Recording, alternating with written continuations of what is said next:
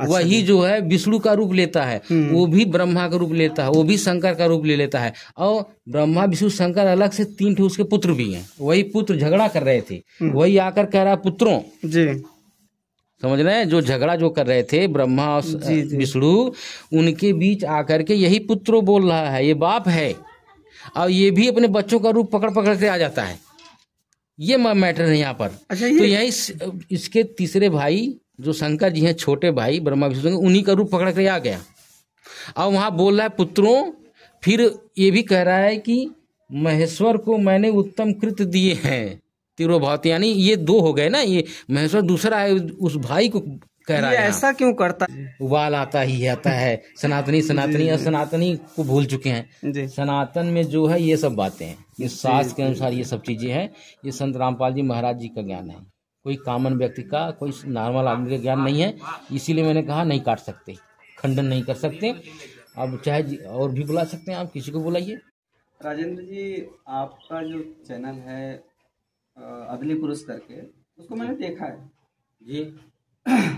उसमें चीज़ें तो आपने बहुत अच्छी अच्छी डाली हुई है, और कुछ चीज़ों पर मुझे समस्या महसूस हो रही है, जैसे मैं विरोधाभास की स्थिति बन रही है। तो इसका क्या प्रमाण है आपके पास कि आप जैसे कुछ चीज़ों को दिखा भी दिए हैं उसमें डाल करके, लेकिन जैसे आप कहते हैं कि ब्रह्मा भी कहीं कहते हैं काल है, कहीं विष्णु के रूप में काल है, कहीं शिव के रूप में काल है, तो ये काल कौन चीज़ है? अलग से चीज़ कोई बता रहे हैं, या शिव जी को ही काल कह करके फिर आप डाइवर्ट कर दे रहे हैं?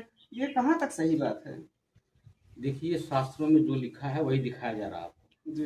हमारे गुरुजी संत रामपाल जी महाराज हैं जी, उनके तत्व ज्ञान के आधार को बना करके मैं वीडियो शूट किया हूँ, डाला हूँ जो आप बता रहे हैं जी। तो उसमें गुरुजी ने बता रखा है और प्रमाण के साथ बताया उन्होंने जी। वो सारी चीजें काटने योग्य नहीं है, काटा नहीं जा सकता। आपको कंफ्यूजन है, वो कंफ्यूजन मैं दूर करने के लिए तैयार हूँ। आप कैसे कह सकते हैं काटा नहीं जा सकता है? हमारे यहाँ सनातनी पूजा बहुत पुराने जमाने से चलती आ रही है। ये तो केवल आप अपने गुरुजी के आधार पर सिद्ध करना चाह रहे हैं, जो हम इतने आसानी से कैसे मान लें कि आप सही कह रहे हैं? तो ठीक है, मैं दिखा रहा हूँ उसको, अब सही लगे तो मानिएगा, अगर गलत लगे तो फिर क्वेश्चन पुटअप करिएगा अपना। मैं दिखाने जा रहा हूँ। हम आपकी बात को क्षमा चाहेंगे, आपकी बात को रोकना चाह रहे हैं। आप ये बताइए कि कभी तो आप कहते हैं कि काल ब्रह्मा की भूमिका में आता है, शिव की भूमिका में आता है, विष्णु की भूमिका में आता है, फिर अभी आप यही बात दोहरा रहे हैं कि ब्रह्मा काल की भूमिका में आता है, तो ये उल्टा कैसे हो सकता है? वही मैं समझाना चाह रहा हूँ, आप सुनिएगा, बोलिएगा मत जी। श्री ब्रह्मा जी, विष्णु जी, शिव जी, ये जो सत्ता है जी, शिव जी 3 लोक के अंतर्गत काल की भूमिका में 3 लोक में क्रियामान होते हैं जी, संहार करते हैं, विनाश करते हैं। अच्छा ठीक है, तो इन तीनों के अलावा एक काल है सदाशिव जिसको कहते हैं, वो अलग है, वो अलग सत्ता है। ये तीनों से अलग सत्ता कभी है। भी सनातनी भाषा में, सनातनी पूजा में ब्रह्मा विष्णु महेश, यानी ब्रह्मा विष्णु और शंकर जी के अतिरिक्त, जो कि हमारे यहाँ भी प्रमाण है कि वो अजन्मय हैं, सर्वे सर्वा हैं, और आप कह रहे हैं कि इनसे एक अलग सत्ता है। ये सत्ता कहाँ से आ गई? ये तो कोई प्रेतवत सत्ता की बात कर रहे हैं आप जैसे। ये हमारे ग्रंथों में ही है, मैं दिखा रहा हूँ। आइए मैं दिखा देता हूँ। दिखाइए, आ जाओ, कैमरा दिखाओ। यहाँ है ना, ये संक्षिप्त शिव पुराण, ये सचित्र मोटा टाइप, केवल हिंदी में, गीता प्रेस गोरखपुर से है। ये देख रहे हैं ना? जी जी। यही ना आप पढ़ते हैं? जी ठीक है, तो मैं इसी में दिखा रहा हूँ। देखिए आप, इसमें जो हमारे ग्रंथों में लिखा है, ये आ जाते हैं विद्वेश्वर संहिता। जी, यहाँ आप देखिए जी। इसमें एक घटना हुई थी, इसमें एक घटनाक्रम का वर्णन है। ये ब्रह्मा जी और विष्णु जी में लड़ाई हुई थी। जी, ठीक, ये ब्रह्मा जी, ये लड़ाई क्यों, देवता लोग क्यों लड़ाई करते हैं? आप लड़ाई की बात कर रहे हैं, इंसान होते तो बात समझते। हुई थी कि ये अपने आप को सर्वे सर्वा बता रहे थे, ये भी बता रहे थे कहे मैं तेरा बाप, ये कहते मैं तेरा बाप। जी, ब्रह्मा और विष्णु जी। इसका भी कोई प्रमाण है आपके पास? इसी में है, ये लंबा हो जाएगा, पढ़ना पड़ेगा। जी, ठीक है जी। मैं आपको शॉर्ट में बता दे रहा हूँ, ये पूरा पढ़ेंगे तो यही घटनाक्रम लिखा हुआ है। जी, चलिए मान लेता हूँ, मैं बाद में पढ़ लूंगा इसको। ठीक है, तो ये ब्रह्मा जी विष्णु जी आपस में इस बात को लेकर के लड़ने लगे तो ये एक जो है पिलर स्तंभ, जो लाइट था, प्रकाश, वो स्तंभ इनके बीच खड़ा हो जाता है। जी, पहले यही हुआ घटना, ऑटोमेटिक। हाँ, घटना हुई। उसके बाद फिर यही स्तंभ शिव जी का, शंकर जी का रूप लिया। समझ रहे हैं ना। अब यही समझ में आएगा कि ये जो ब्रह्मा है, ये जो विष्णु जो है, ये शंकर जी हैं। और ये वास्तव में शंकर जी न होकर के सदाशिव काल ये प्रकट हुआ था। अब यही चीज मैं दिखाना है मुझे। भ्रामक स्थिति यहाँ आपकी ये बन रही है कि एक तरफ तो आप कह रहे हैं कि शिव या शंकर जी हैं, दूसरी तरफ आप कह रहे हैं शिव शंकर न होकर के काल हैं। ये पिलर की बात जो कर रहे हैं, स्तंभ की बात कर रहे हैं, चमकीले स्तंभ की, प्रकाशवत स्तंभ की, ये एक तरफ तो आप कह रहे हैं काल का स्तंभ है, काल स्वरूपी स्तंभ आकर के इन दोनों के बीच खड़ा हो गया है। दूसरी बात आप ये कह रहे हैं कि ये शिव हैं। हाँ ठीक है, वो जो शंकर जी हैं कि सदाशिव हैं, जो दो बात हो रही है जी, वही स्पष्ट करना है, यही मैं दिखाना चाह रहा हूँ। पहले आप देख लीजिए कि पिलर हुआ, ठीक है। जी जी जी। अब यहाँ पर देखिए, ये जो पिलर खड़ा हुआ, फिर शिव जी का रूप पकड़ करके ये कह रहा है, ये पुत्रों, ये जो है शंकर जी का रूप पकड़ करके 5 मुख वाला ये बोल रहा है पुत्रों। अभी तो शंकर जी समझ में आ रहा है, लेकिन पढ़िए इसको कह क्या रहा है, यहाँ पढ़िए आप। पुत्रों, तुम दोनों ने तपस्या करके प्रसन्न हुए मुझ परमेश्वर से सृष्टि और स्थिति नामक 2 कृत्य प्राप्त किए हैं। ठीक है जी। तो इतनी बात से आपने क्या समझा? जो पुत्रों कह रहा है, एक वो हो गया जी, एक जो है तपस्या करके मुझसे प्रसन्न हुए, यानी ये ब्रह्मा और विष्णु हुए। 3 हुए कि नहीं हुए? जी, 3 हुए। 3 हुए। तो आप यही कहोगे कि शंकर जी हैं वही, और ब्रह्मा विष्णु शंकर तीनों तो हैं। अब सही बात है, हुआ 3 हुए कि नहीं हुए? अब भ्रामक की स्थिति यह है, नहीं सुन लीजिए, ये 3 हुए ना, जो पुत्रों कह रहा है एक वो हो गया जी, एक ब्रह्मा और विष्णु हो गए, और जो पुत्रों कह रहा है वो शंकर के रूप में है, शंकर जी हैं। तो आप कहो शंकर जी हैं, मैं भी कह रहा हूँ हाँ भाई शंकर समझ में आ रहा है। जी जी। शंकर ब्रह्मा विष्णु शंकर सिद्ध हुए। लेकिन यही जो पुत्रों कह रहा है शंकर जी, ये फिर आगे क्या बोल रहा है, यहाँ भी तो पढ़िए। ये दोनों तुम्हें बहुत प्रिय हैं जी, इसी प्रकार मेरी विभूति स्वरूप रुद्र और महेश्वर में 2 अन्य उत्तम कृत संहार और तिरोभाव मुझसे प्राप्त किए हैं। रुद्र और महेश्वर ये 2 ठे और कहाँ से आ गए? एक हुआ ब्रह्मा, एक हुआ विष्णु जी, एक हुआ उससे बात करने वाला जो शंकर आप बोल रहे हैं। जी जी। तो वही शंकर बोल रहा है कि इसी प्रकार मेरी विभूति स्वरूप रुद्र और महेश्वर में 2 अन्य उत्तम कृत संहार और तिरोभाव मुझसे प्राप्त हुए हैं, परंतु अनुग्रह नामक कृत दूसरा कोई प्राप्त नहीं कोई नहीं पा सकता। रुद्र और महेश्वर अपने कर्म को भूले नहीं है। महेश्वर माने ये किसको समझ रहे हैं? महेश्वर आप, महेश्वर वही शंकर जी को कहते हैं। और ये जो बोलने वाला है वो भी शंकर की तरह बोल रहा है, तो अपने बारे में कहेगा। हाँ, यही चीज हमें भ्रम है कि जब शिव जी के रूप में वहां बता रहे हैं और शिव यहाँ महेश्वर रूप में भी हैं, तो फिर अगली स्थिति में आप महेश्वर मतलब क्या समझ रहे हैं? शंकर जी जी। यहाँ रुद्र भी एक और है, रुद्र और महेश्वर 2 ठिये हो गए जी, और एक सुनने वाले 2 हैं, ब्रह्मा और विष्णु यहाँ पर जी, एक कहने वाला है शंकर। तो जो शंकर जी कह रहे हैं तो अपने से भिन्न रुद्र और महेश्वर को अलग नाम ले रहे हैं, तो वो कौन है बोलने वाला? वो सदाशिव है, वो अन्य सत्ता है।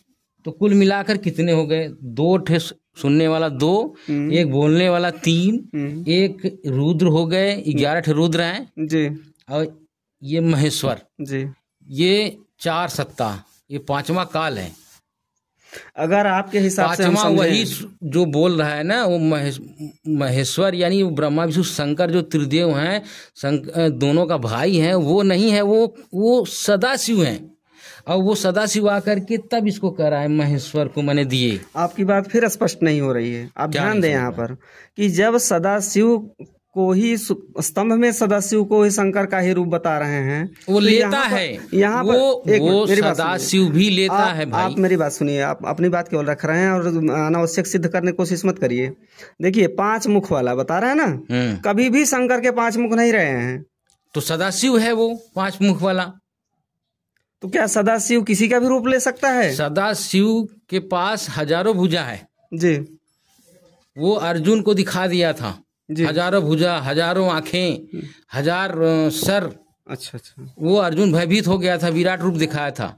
अच्छा वही जो है विष्णु का रूप लेता है, वो भी ब्रह्मा का रूप लेता है, वो भी शंकर का रूप ले लेता है। और ब्रह्मा विष्णु शंकर अलग से 3 ठे उसके पुत्र भी हैं। वही पुत्र झगड़ा कर रहे थे, वही आकर कह रहा पुत्रों जी, समझ रहे हैं, जो झगड़ा जो कर रहे थे ब्रह्मा और विष्णु, उनके बीच आकर के यही पुत्रों बोल रहा है, ये बाप है।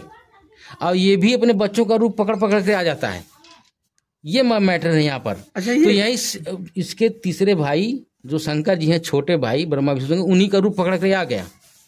और वहां बोल रहा है पुत्रों, फिर ये भी कह रहा है कि महेश्वर को मैंने उत्तम कृत दिए हैं तिरोभावती, यानी ये 2 हो गए ना, ये महेश्वर दूसरा है, उस भाई को कह रहा है। ऐसा क्यों करता है, क्यों किसी का रूप लेता है, उसका अपना रूप नहीं है? ये आप क्लियर हैं कि ये सदा शिव ये जो कह रहा है अपने आप हाँ, को। ये बात आपकी अभी क्लियर हो रही है कि इसका मंत्र जानते हैं क्या बता रखा है, ये भी सुन लीजिए जी। यहाँ पूरा पढ़िए। परंतु अनुग्रह नामक कृत दूसरा कोई नहीं पा सकता। रुद्र और महेश्वर अपने कर्म को भूले नहीं, यानी रुद्र माने 11 रुद्र हैं, उनकी बात कर रहा है ये। महेश्वर मतलब किसी कर रहा है शंकर जी का, ब्रह्मा विष्णु शंकर के तीसरे भाई मतलब तृतीय में, उनकी बात कर रहा है। तो ये शंकर जी अपने बारे में बात करेंगे यहाँ, जो शंकर का रूप पकड़ा है वो दूसरा है ना जी। तो ये हाँ, आपकी ये सदा शिव है, ठीक ठीक, ये अलग है, यही मैं दिखा रहा हूँ। कर्म को भूले नहीं, इसलिए मैंने उनके लिए अपनी समानता प्रदान की है। यानी जैसे ये काल है, ये जो ऐसे संहार और पावर रखता है, उसी तरह से ब्रह्मा शंकर जी और रुद्र भी ऐसे ही पावर रखते हैं। 11 रुद्र हैं, वो भी ऐसे संहार करते हैं, ऐसे भी नाश करते हैं, उनका भी काम है। और जो महेश्वर ये कह रहा है ना, ये मालिक है, हेड है, रुद्र 11 रुद्र के साथ रहते हैं ये। तो अभी तक तो ये कहा जा रहा है हमारे यहाँ जो प्रमाण है कि शंकर भगवान ये है संहार करने का काम शंकर भगवान करते हैं। वो तो करते ही हैं, वो 3 लोग के अंतर्गत ये पावर रखते हैं, रुद्र और महेश्वर यानी शंकर जी, ये 3 लोग के अंतर्गत है। और जबकि है 14 लोग और 21 ब्रह्मांड का प्रभु है, वही आ गया यहाँ पर पूरा, इसके पास 21 ब्रह्मांड है। अब यहाँ पर इसने कहा उनके लिए अपनी समानता प्रदान की है। वे रूप वेश कृत वाहन आसन आयुध आदि में मेरे समान ही है। जैसा मेरे पास पावर क्षमता है, कुछ इसी तरह का इनके पास भी है, लेकिन ये 3 लोग के अंतर्गत इनकी पावर चलेगी जी, सेम वही काम करेंगे जी, जी, जी। तो ये जो आया ये अलग है, इसी को हम लोग काल भगवान बार बार कहते हैं। और जब ये युद्ध में कृष्ण जी जो विष्णु हैं, ये वाला विष्णु जी कृष्ण बने थे, वहाँ वही अवतार लिए थे। तो जो वो गीता के ज्ञान देने लगे, तो वहां भी उनके अंदर प्रवेश करके बोल रहा है कि मैं काल हूँ। 11 के 32 में मैं काल हूँ, सबको नाश करने के लिए आया हूँ, और गीता में लिखा है। अब देखिए यही इसका मंत्र ओम है, ये बता रहा है। तो मेरे उत्तरवर्ती मुख से अकार का, पश्चिम मुख से उकार का, दक्षिण मुख से मकार का, पूर्ववर्ती मुख से बिंदु का तथा मध्यवर्ती मुख से नाद का प्रकाट हुआ। इस प्रकार 5 अवयवों से युक्त ओंकार का विस्तार हुआ है। इन सभी अवयवों से एकीभूत होकर वह प्रणव ओम नामक एक अक्षर, यानी ये इसका मंत्र क्या है, ओम। यही सदाशिव को ही ओम कहते हैं। ये ओम है, तो ये जो है 8 के गीता के 8 के 13 में भी कह रहा है कि मेरा मंत्र ओम है।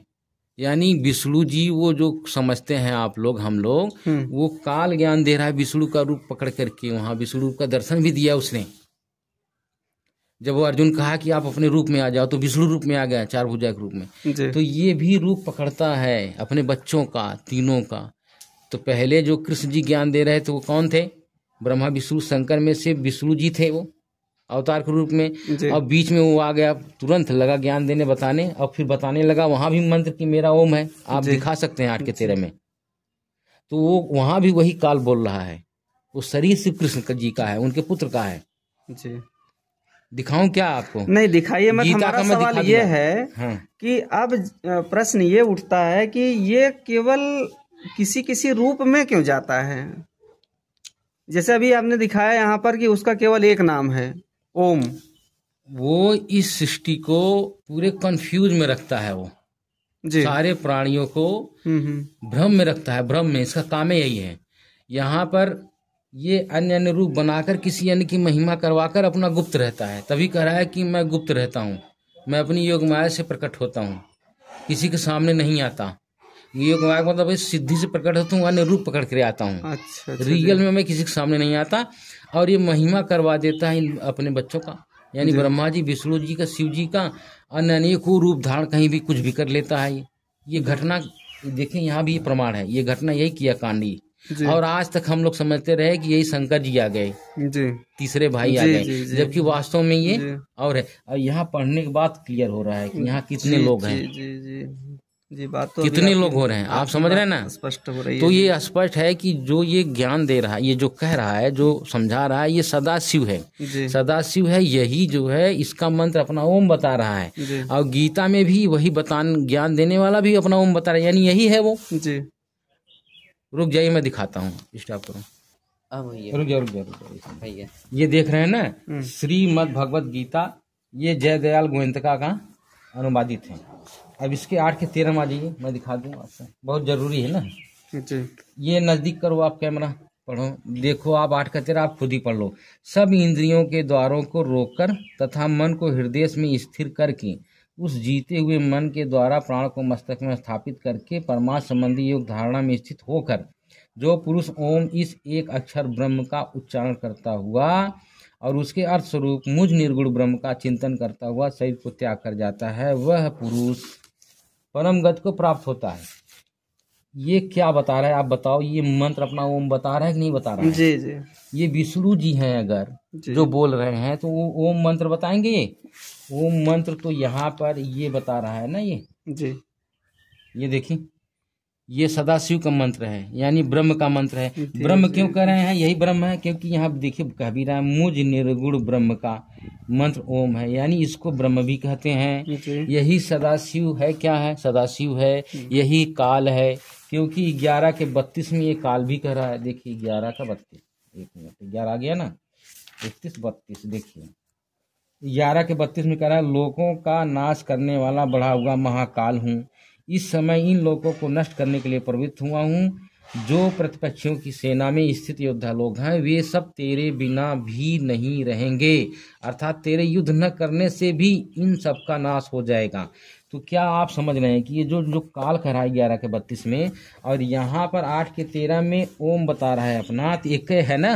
जी। काल भी यही हुआ, यही क्या हुआ, ब्रह्म भी हुआ, यही क्या हुआ, सदाशिव हुआ। इस ग्रंथ में यही ओम मंत्र अपना बता रहा है।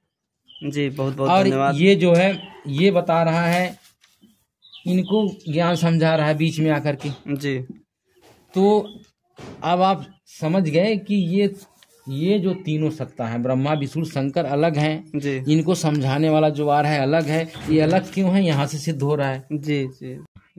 इसको ऋषि मुनि कल्याणकारी बोलते हैं। सही अन्य लोग भी कल्याणकारी बोले, लेकिन इसके कृत्य जो है कल्याणकारी नहीं है। ये भ्रमित रखता है, सबको कंफ्यूज। नहीं, सही कह रहे हैं। पढ़ा तो गया था, लेकिन बहुत स्पष्ट नहीं हो पा रहा था, इसलिए मैंने कहा कि आप कहीं गलत आप तो नहीं कर रहे हैं। ठीक है, आप आ रहे हैं तो ठीक है, कंफ्यूजन होता है सबको, लेकिन थोड़ा सा है आप। जी क्षमा चाहेंगे, मैं थोड़ा आवेशित तो होकर के नहीं, ठीक है, ये सब होता रहता है। ये सब ज्ञान है, ज्ञान की दृष्टि से लोग होते हैं। जी। उबाल आता है। सनातनी और सनातनी को भूल चुके हैं। सनातन में जो है ये सब बातें हैं, ये शास्त्र के अनुसार ये सब चीजें हैं। ये संत रामपाल जी महाराज जी का ज्ञान है, कोई कॉमन व्यक्ति का, कोई नॉर्मल आदमी का ज्ञान नहीं है। इसीलिए मैंने कहा नहीं काट सकते, खंडन नहीं कर सकते।